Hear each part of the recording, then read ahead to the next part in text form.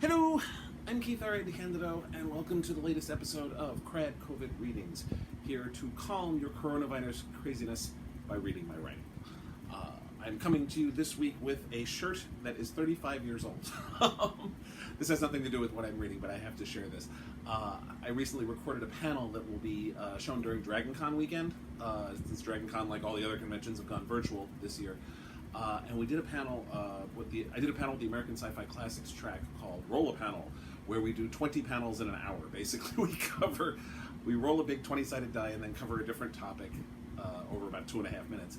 And in this case, it was stuff from 1985. And I found this shirt, which is a Bruce Springsteen and the E Street Band concert shirt from 1985. This still fits. I bought this in high school. Anyway, so I'm wearing it now. I just think that's awesome. Anyway, this week I'm doing a special thing where I'm reading one of my longer works of short fiction in 3 parts over the course of this week. In this case, it is from the Shared World anthology series LIMBUS INC. LIMBUS INC is a sort of horror-ish anthology series. It's about a company that very powerful and very mysterious, which leaves little business cards around that say, things like, are you laid off?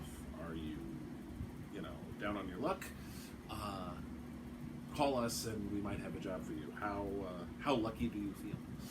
And using that as a springboard, a bunch of different authors have been brought in. The series was created by Anne C. Petty in the early 2010s.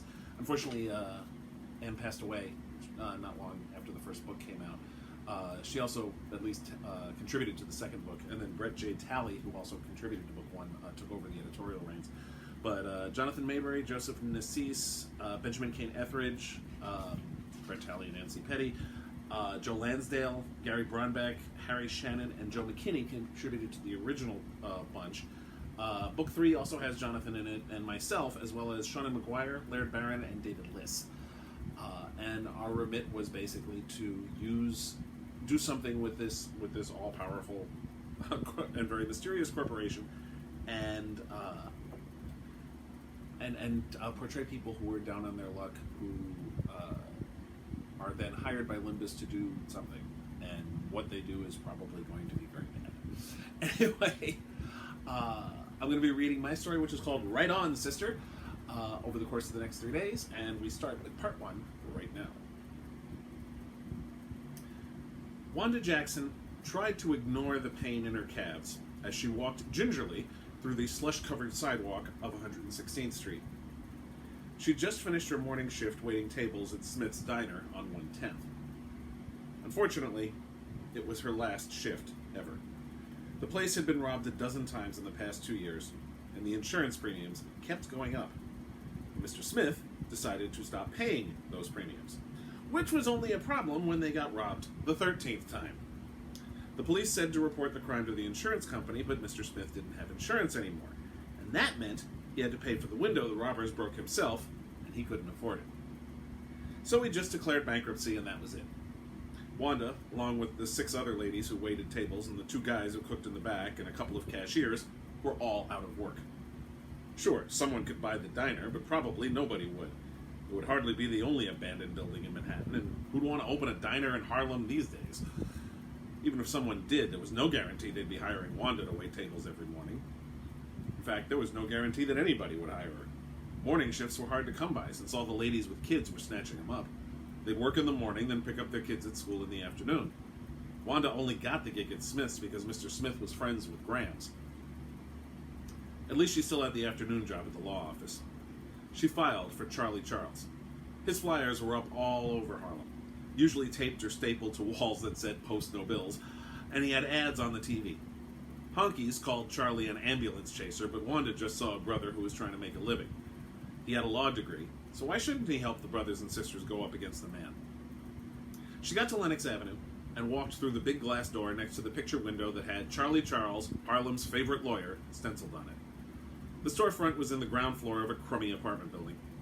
Wanda always thought he should have just put attorney at law on the window, but Charlie always said that made him look too much like some jive honky lawyer.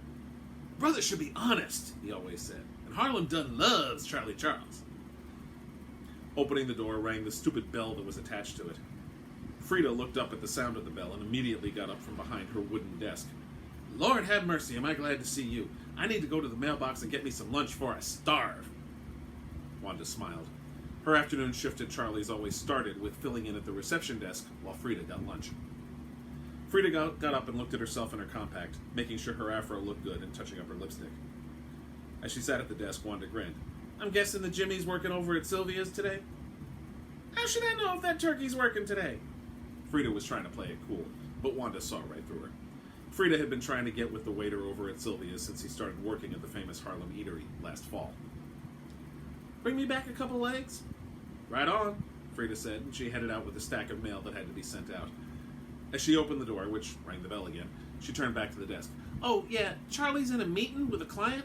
He says it's big, so if anybody calls for him, take a message, and if anyone comes in, tell them they gotta wait until at least 3. That at least explained why there were so few people in the waiting room. Charlie talked to walk-in clients between 1 and 4 on days when he wasn't in court, and that usually meant the benches between the reception desk and Charlie's office in the back were packed.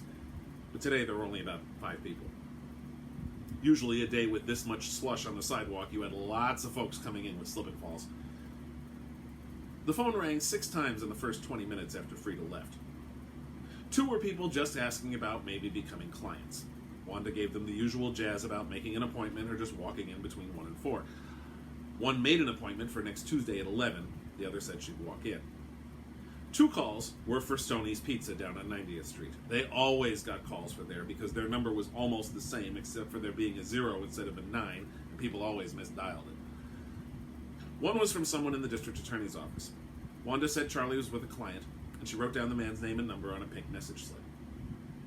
The 6th was some turkey screaming at the top of his lungs about some craziness. Wanda hung up on him. Things slowed up a little after that last call, so she started sorting the folders in the wire basket that had a white scrap of paper with the word file written in magic marker taped to it. Once Frida got back, Wanda was going to have to file all those folders, so she figured it'd be better to put them in order first. Just as she started to sort them, the bell rang, and a big man walked in the door. He hadn't shaved in a few days, and even though he had on a big overcoat, he was all sweaty. Who the fuck are you, chickie? Watch your language, she said automatically. I'm the receptionist. Can I help you? Bullshit! You ain't no Frida. Frida's at lunch. I'm filling in. Can I help you? I got to see Charlie. He's in a meeting. Now be cool. Take a seat. And he put his palms down on the desk. I don't give a fuck. I got to see him now. Wanda stared up at his face. He had crazy brown eyes and his breath smelled like cheap malt liquor. It smelled like the same brand Pops used to drink before the car crash. I said, watch your language. He's in a meeting, and he'll be out by 3. Now you just take a seat and kiss my ass, bitch. I got to see him now. And then he reached into his coat pocket and pulled out a revolver. For a second, Wanda froze. He was waving the gun around, and all she could see was Rondell last July, right before he got himself shot. The man screamed and started toward the back. Charlie! Get your ass out here, motherfucker! As he stormed past the benches, people started screaming. Shaking her head to clear it, Wanda grabbed the phone and dialed 9, waited seemingly forever for the dial to cycle back, then 1 twice. 911, what's your emergency? There's some fool with a gun at Charlie Charles's law office on Lenox and 116th. Wanda dropped the phone on the desk, still off the hook, and ran into the back. Just as she got halfway through the benches, she stopped dead in her tracks at the sound of a gunshot. Several people screamed, and 3 of the 5 people on the benches ran out the door.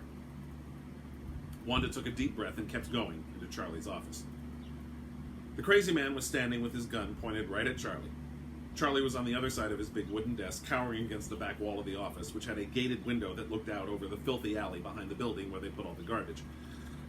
Charlie's maroon shirt was stained with sweat, his pink tie loose, his check pants losing the crease. His horn rims were sliding down his nose. The glasses weren't prescription. Charlie just wore them because they were the type Malcolm X wore. There were 2 white guys on the floor, wearing fancy threads. One was on his back with a big red stain on his chest, which was spreading all over the white shirt and vest of his suit, so Wanda figured he was the one the crazy man shot. The other was kneeling down next to him, looking almost as scared as Charlie. Briefly, Wanda wondered what the hell 2 white guys were doing here. Charlie prided himself on being a friend of the brothers and sisters of Harlem, and these 2 didn't belong. Though that didn't mean either of them deserved to get shot, either.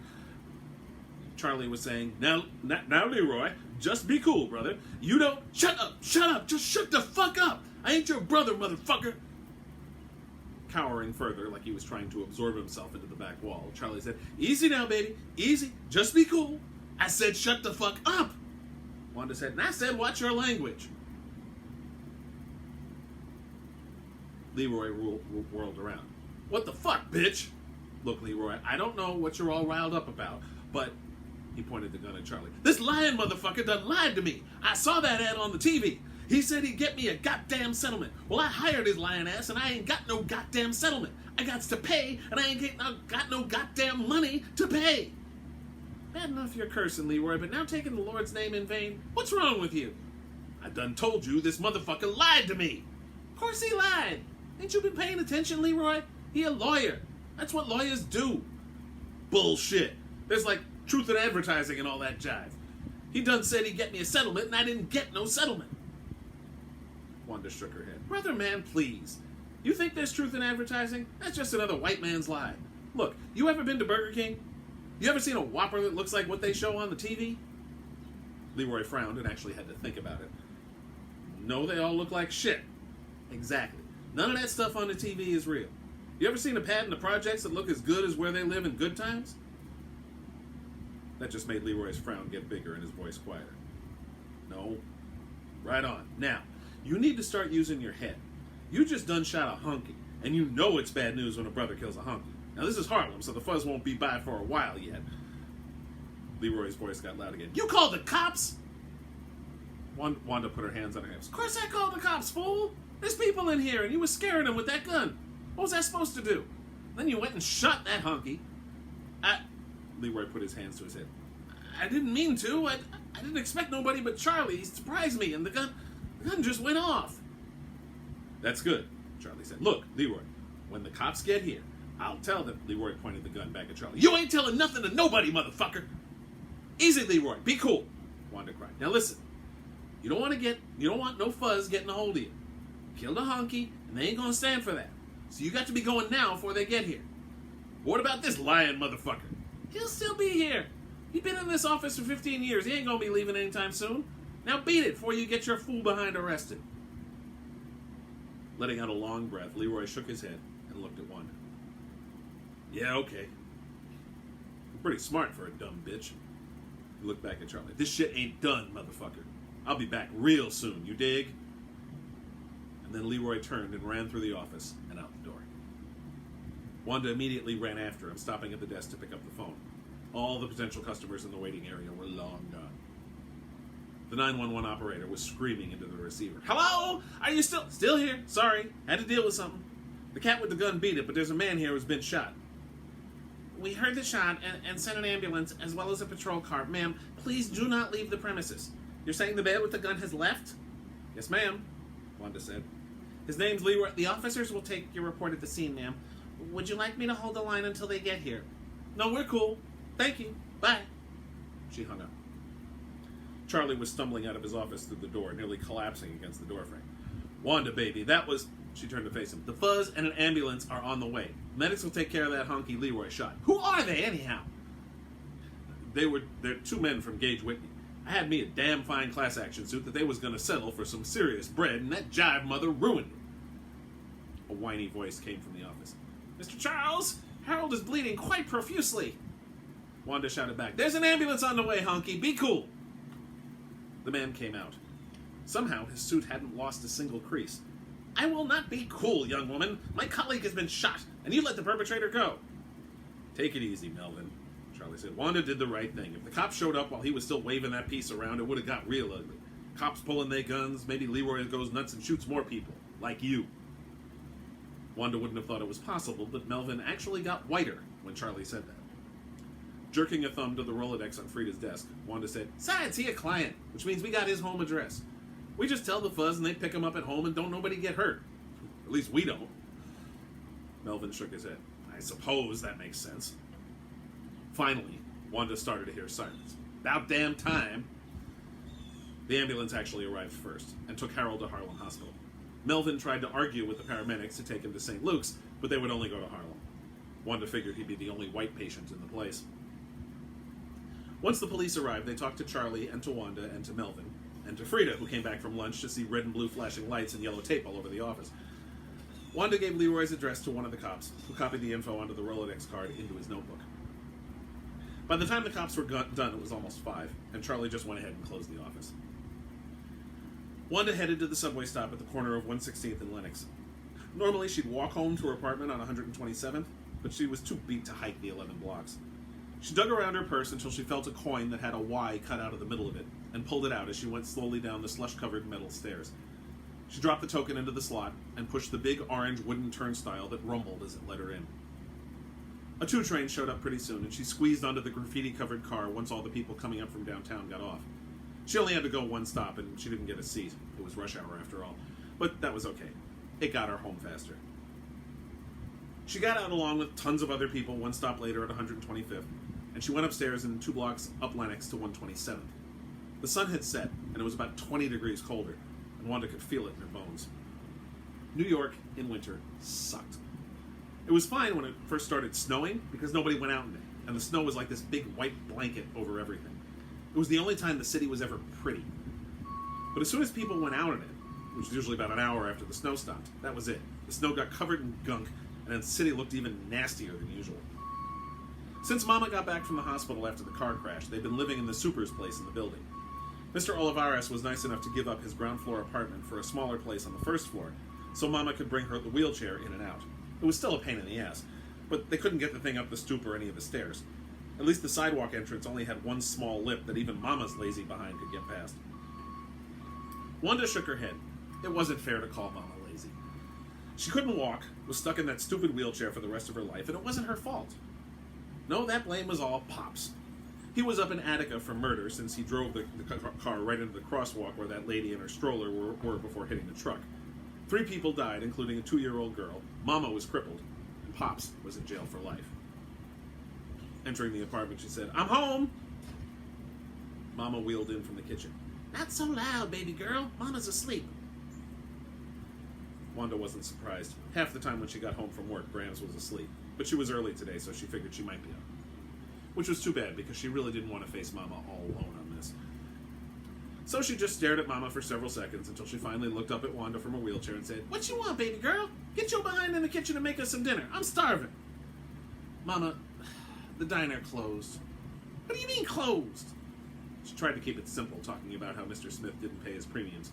And then Mama interrupted. "You mean that turkey didn't pay his insurance?" "That's right, Mama, and he closed. So I gotta try to find another job." "No, baby girl, you gotta succeed in finding another job. You ain't trying nothing. Otherwise, we ain't eating much." Graham's Social Security barely paid the rent and utilities. Mama was supposed to be getting disability, but she'd been getting nonsense from the government about it, and she refused to follow up. Wanda had been real close to asking Charlie to help out, but he'd probably just dock his fee from her pay. So she had to work 2 jobs.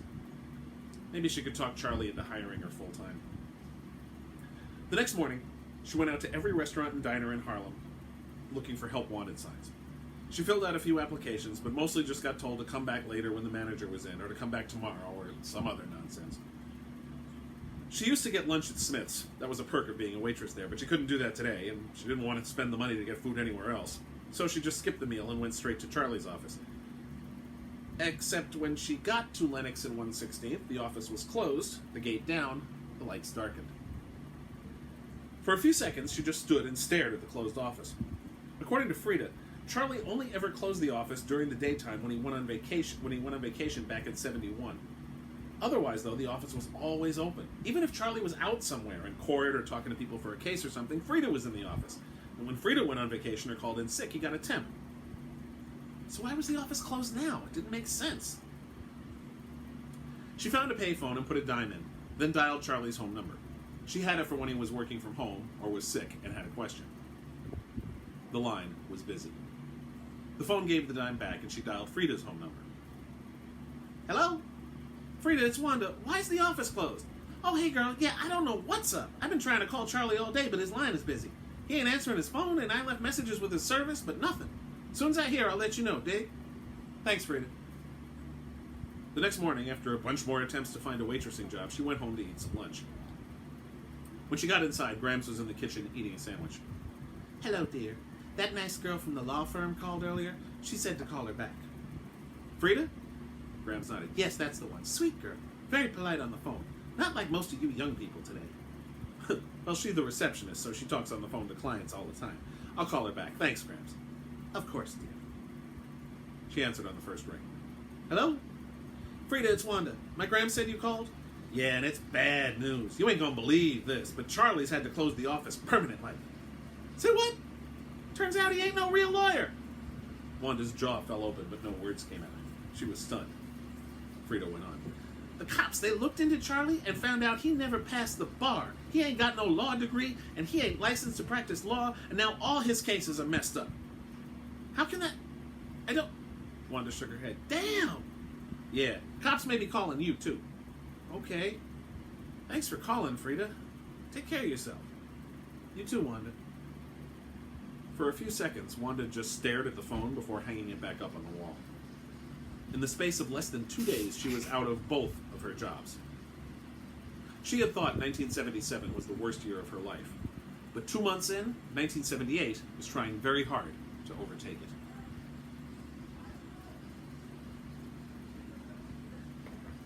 Chapter 2. The next morning, Wanda went out and a business card fell from the door jamb. She bent over to pick it up. It read, LIMBUS INC. Are you laid off, downsized, undersized? Call us. We employ. 800-555-0606. How lucky do you feel? What the hell is this? She shoved the card in her coat pocket and went out to look for more work.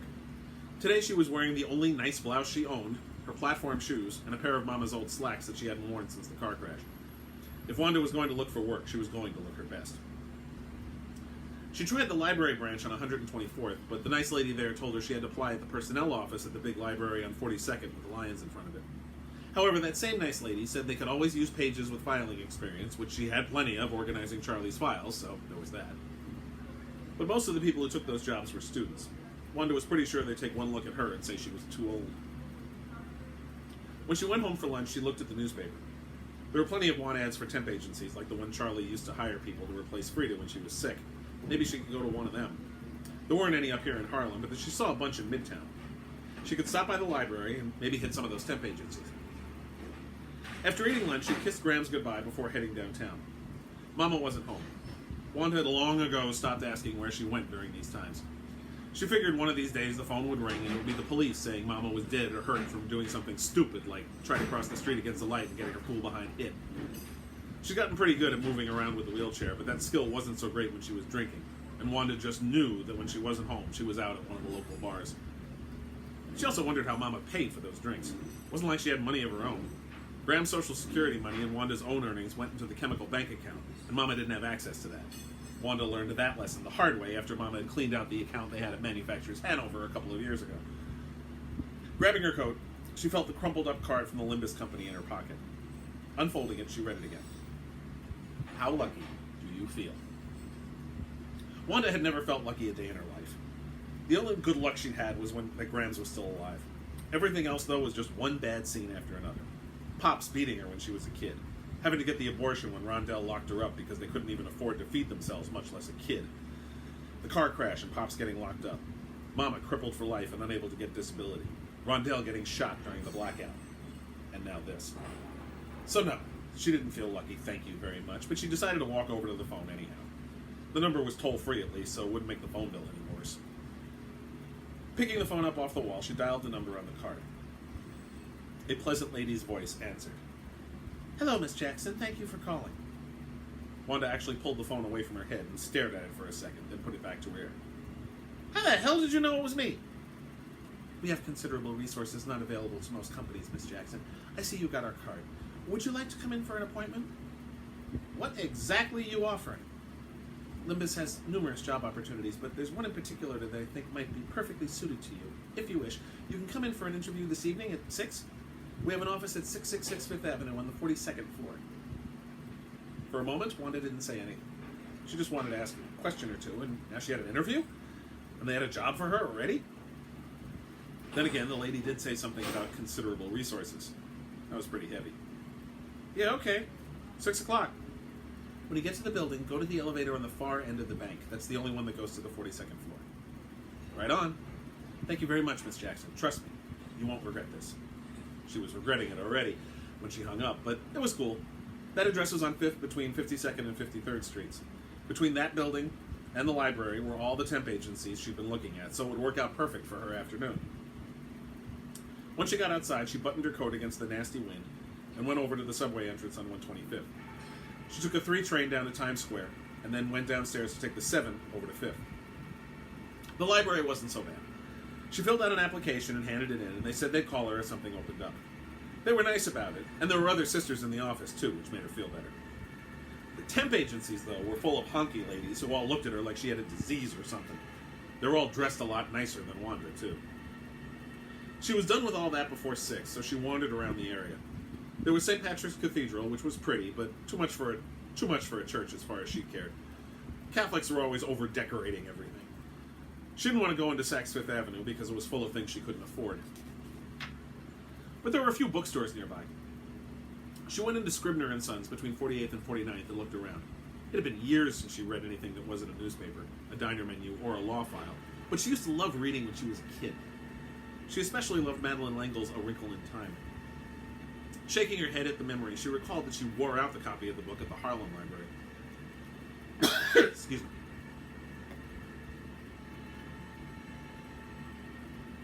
Sure enough, she found a paperback of it at the store, along with another book by the same author. L'Engle had written another one. For about half a second, she thought about buying and winded the door. But she couldn't afford to get all indulgent. Wanda had no idea where her next paycheck was even coming from. If the interview went well, and the bookstore was still open, she'd consider it.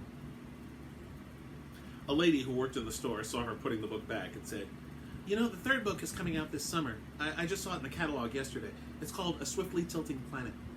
"3rd one? Groovy!" Wanda actually smiled at that. "If you want, you can have a copy reserved for you." Shaking her head quickly, she said, "Nah, I don't think so. Thanks, though." "You're welcome." It was getting on to 6. So Wanda went across the street and walked up the 3 blocks to the Tishman building, with the big 666 right there in the middle of the street.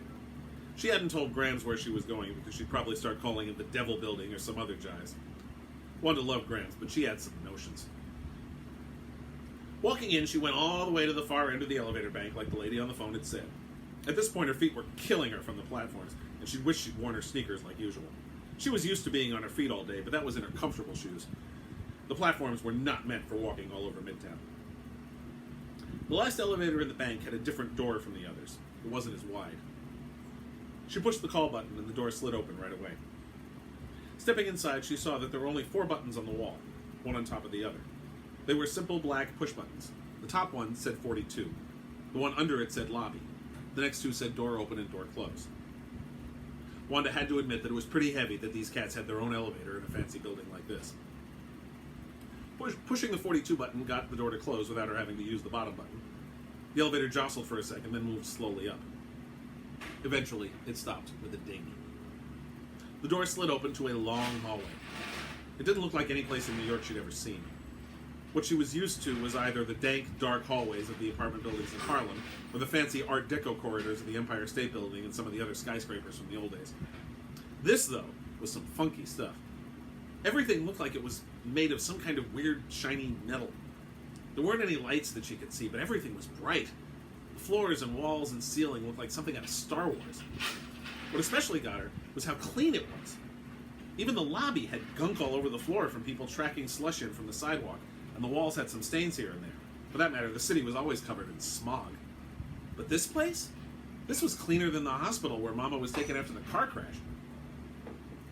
At the end of the hall was a metal desk that had absolutely nothing on it, just a lady sitting behind it wearing some kind of headset. Wanda had never seen a headset like this, though. It was so small. The earphones were tiny and actually got put in the ear hole. The lady looked weird, too. Not in a bad way. Wanda just couldn't figure out what nationality she was. If you told her she was Hispanic or white or Oriental or maybe even a light-skinned sister, Wanda would have believed it. It was like she had every possible feature of every possible person. Wanda kind of liked it, actually. "Yes, Miss Spearings, I'm sure that will work. Goodbye." The lady then looked up at Wanda. "May I help you?" "I got a 6 o'clock interview with, She blinked. Only just now did she realize she never got the name of the lady she talked to on the phone before. With someone. I'm Wanda Jackson. The receptionist nodded. Ah, yes, you're Miss Cornwell's 6 o'clock. She pointed at a set of comfortable-looking chairs that Wanda hadn't noticed before against the wall underneath a really ugly painting. Have a seat. Miss Cornwell will be right out. Wanda nodded and went to sit down. The seats were even more comfortable than they looked, and she noticed that there was a small table between them that had a couple of books on it. She didn't recognize most of the titles, but there was a beat-up hardcover on the bottom that had Madeleine L'Engle's name on it. Her eyes went wide when she moved the book up on top of it, and she saw the title, A Swiftly Tilting Planet. Wanda grabbed the book and walked it over to the receptionist's desk. Excuse me, how the hell did you get this book? Lady at the bookstore said it ain't out till summer. Before the receptionist could answer, a voice came from behind Wanda. As I told you on the phone, Miss Jackson, we have considerable resources at our disposal. Wanda turned around and saw a tall white lady in a nice maroon pantsuit. She held out her hand. I'm Isabel Cornwell. Pleasure to meet you in person. Wanda Jackson, she said automatically as she returned the handshake. And I guess you know that. Indeed. Come with me, Miss Jackson. Sure thing, Ms. Cornwell. Please, call me Isabel. They walked past the reception desk to a metal door that didn't have any windows or writing on it. Isabel opened it, and they went inside. The office was huge and fancy. Bookshelves lined the wall behind Isabel's huge wooden desk, which was covered in pieces of paper, and a keyboard that was attached to a TV for some reason. There were also 2 typewriters on the desk, one manual, one electric, and one of those old-fashioned phones you saw in old movies with the earpiece resting on an arm on the side of the phone. There was also some kind of rectangular glass and plastic thing. Wanda had no idea what it was. One wall was entirely a big window with a view of downtown Manhattan. It would have been pretty if it wasn't for the smog. Have a seat, Isabel said, indicating one of the 2 chairs that faced her desk. They were just as plush as the seats outside. Thanks. Wanda sat down, setting the L'Engle book down in her lap, as she still hadn't gotten a good answer to her question about it. I couldn't help but notice the way you almost sneered the prefix Ms. Do you have an issue with it? Not really, Wanda shook her head. Look, I got no problem with women's lib. It's cool. But most of the women's libbers I've seen are rich, hunky ladies who don't know nothing about what's happening. They can pass the ERA all they want, but life in Harlem's still going to be a bad scene if you're a cat or a lady. Even if men and women do become equal, white's still going to be better than black, you know? You dig? I can certainly understand why you'd have that point of view. Isabel sorted through a pile of folders on her desk, then took out one and flipped through it. Now then, I believe you came here to discuss the possibility of a job. Actually, you came to me. I assume y'all put that card in my door? Isabel smiled, but it was one of those robotic smiles that didn't actually look happy. Those cards have a habit of finding their way to the right people. So what kind of job are we talking about? After looking through the folder a bit, Isabel closed it and looked right at Wanda. We've been observing you for a while now, Miss Jackson. May I call you Wanda? She shrugged. The incident at the offices of Mr. Aloysius Charles was not the first time. Say what? The offices of who? Oh, didn't you know? Your recent employer, the false attorney, was born with the name Aloysius Bartholomew Charles, which goes some way toward explaining why he went by Charlie. Wanda shook her head. Figures. He lied about being a shyster. Ain't surprising he lied about his name, too. Actually, he didn't completely lie. He didn't put attorney at law on the window of his office. His refusal to do so could be construed as an attempt not to lie. At that, Wanda just stared at Isabel. Perhaps not. Isabel smiled. It matters little, as he did lie every time he took on a client. In any case, your talking down of Mr. Leroy Washington is merely the latest in a series. There was also Mr. Julio Garcia, who came to Smith's Diner while high on phencyclidine. Say what? PCP, I believe it's called in the vernacular? Then just say that! Damn! Wanda shook her head. You kept him from doing bodily harm to the patrons of the diner until the police arrived. There were the multiple young men who tried to loot Hooper's grocery, candy, and smoke shop during the blackout, whom you talked out of ruining a neighborhood institution. Wanda tensed. I really do not want to be talking about the blackout. Isabel nodded. I can understand that, given what happened to Mr. Rondell Smith. My condolences on your loss. Snorting, Wanda said, Thanks. Look, what's this? There was also the time Mr. Smith got a parking ticket for parking too close to a fire hydrant, and you convinced the judge that he didn't park close enough to warrant the ticket and got it reversed. Yeah, I talked Ms. Mostelowski into giving me an A instead of a B+ on a homework assignment once back in 6th grade, too. Where are you going with this? Folding her hands on the big wooden desk, Isabel said, Quite simply, Wanda, we need someone with your oratorical skills for the department of LIMBUS INC that I represent. What department's that? Isabel winced. I'm afraid I cannot divulge that until you have taken the job. The department for which I hire is very, well, security conscious. Out of necessity, truly. In fact, most of Limbus's employees aren't even aware of the department's existence for reasons that will become clear if you should decide to accept the job. You ain't told me what the job is yet! Matter of fact, you ain't told me how you got a book here that ain't coming out for months. And you ain't told me how you know so much about me. Our vetting process is quite thorough. No, it's more than that. I didn't tell nobody about what happened with those cats at Hooper's. And didn't no Fuzz turn up neither. They had better things to do that night than give a damn about no store up in Harlem. And ain't none of them cats was talking about how some lady made them look foolish. So how'd you know about it? Answering that would require divulging the nature of the department, which I cannot do until you accept employment. Wanda rolled her eyes. She was this close to getting up and leaving, but two things stopped her. One was that this was a fine office. These people had a lot of money to throw around and probably would pay a lot better than any temp job, or library job, or clerk job, or waitress job. The other was that she really wanted to know how they knew so much about her. All right, how much you paying me? Isabel smiled. Enough. Wanda was getting seriously sick of this nonsense. How many dollars in an enough? Put it this way. You will have comfortable lodging and unlimited access to whatever food you might want, as well as a company credit card that can be used for whatever you might need, within reason, for the entire term of your employment. Which is for how long exactly? 10 years. Wanda's eyes went wide. Say what? And after that 10-year term is expired, you will receive a lavish pension that I assure you will allow you to live your life in luxury for the rest of your days. In addition to that, we will pay a stipend to your mother and grandmother that will keep them living well in your absence. Absence? I can't be doing this job at home? No, the job will require a great deal of travel. You will spend considerable time away from home. Hold up, no. This ain't gonna work. Isabel frowned. What do you mean? We're aware that you're the primary source of income for your household, aside from your grandmother's Social Security remittance. That ain't the problem. You can't be giving no money to Mama. She'll just go out and drink it all down and get her fool self killed, and that'd break Grant's heart. But not yours. Mind your damn business. Point is, I don't let Mama touch the money, never. Isabel nodded. Then the payments can all be given to your grandmother. It will all arrive on a monthly basis, concurrently with the Social Security money. Wanda shook her head. Grams can't go to the bank on her own. She needs me to deposit the checks. Mama can't be doing it. Not an issue. We can arrange to have the money deposited directly into her account at... She flipped the folder. At Chemical Bank. For that matter, we can arrange to have her Social Security deposited in the same manner. And don't worry, that bank will remain intact for several more decades, though they'll change the name to Chase when they buy Chase Manhattan in 1996. Wanda stood up, the lingual book clattering to the floor. How the hell did you know that? Please sit down, Wanda. I want to know what the hell is going on. What is going on is that we wish to hire you to use your skills in certain sensitive matters. In essence, we want to hire you to talk people down from difficult situations. Just like you did in Mr. Charles's office. Just like you did during the blackout. Just like you did at the diner. And just like you did with the parking ticket here. Finally, Wanda sat back down. Ain't there like diplomats for that kind of jive? Shaking her head, Isabel said, No, you don't understand. We're not going to be putting you in situations that trained professionals would normally deal with. These will involve normal people in normal circumstances. These are occurrences that are beneath the notice of the police or of politicians, or simply away from their notice, as was the case with the incident at Hooper's.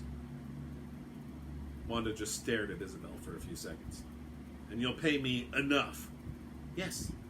You and your family will be comfortable for the rest of your lives. We know how difficult things have been since the accident. It wasn't no accident, Wanda muttered. Excuse me? She spoke louder. I said it wasn't no accident. An accident is something that just happens and it ain't nobody's fault. That was a damn car crash. Isabel nodded. Either way, since then, things have been difficult. We can ameliorate that difficulty. You got all these resources and stuff. Why not cut through the red tape for Mama's disability? I'm sorry? Isabel sounded confused. Mama's been trying to get disability for months. Well, she started trying months ago. She gave up, but we should be getting it. Wanda, your mother has been receiving monthly disability checks from the Social Security Administration for the past 3 months. For several seconds, Wanda just stared at Isabel. Then she just said, You're driving me. I'm not. Isabel handed Wanda a Xerox of 3 checks, one for each of the past 3 months, like Isabel said. They were from the SSA, just like Graham's checks, made out to Martha Jackson. Wanda leaned back in her chair and looked up at the ceiling. At least I know how she's paying for them drinks. Worst part is, I ain't even surprised. Then she stood up. I can't just say yes yet. If I'm going to be away from home for 10 years, you will, of course, be able to visit your mother and grandmother, and your father in prison if you wish. I do not wish, thank you very much. That cat can stay locked up forever and never see this pretty face again. For that matter, I ain't all that cool with seeing Mama right now, neither, after what you just showed me. Wanda let out a long breath. Still, I can't be making this decision without talking to Grams first. I gotta make sure she's gonna be right with it, you dig? Of course. Isabel stood up and held out her hand again. But be advised, this offer is only good for 24 hours. If you're going to accept the offer, you must be back in this office tomorrow no later than 6 p.m. If you don't accept, of course, simply do not bother to return. But if you arrive after 6, the offer will be null and void and you will not be permitted on the premises. Right on. Wanda returned the handshake and then left her office, went down the shiny corridor, rang for the elevator, and went back out onto Fifth Avenue. The noise of Manhattan hit her like a slap, and it took a few minutes to realize she was back on the street surrounded by smog and slush and noise after being in that office. She checked her watch. It was only a quarter after, but it felt like she'd been up in Limbus for hours. She headed to Broadway to catch the 1 train at 50th, and then switch to the Express at 72nd and go home. It was going to be a long talk with Grams tonight, and with Mama if she was sober.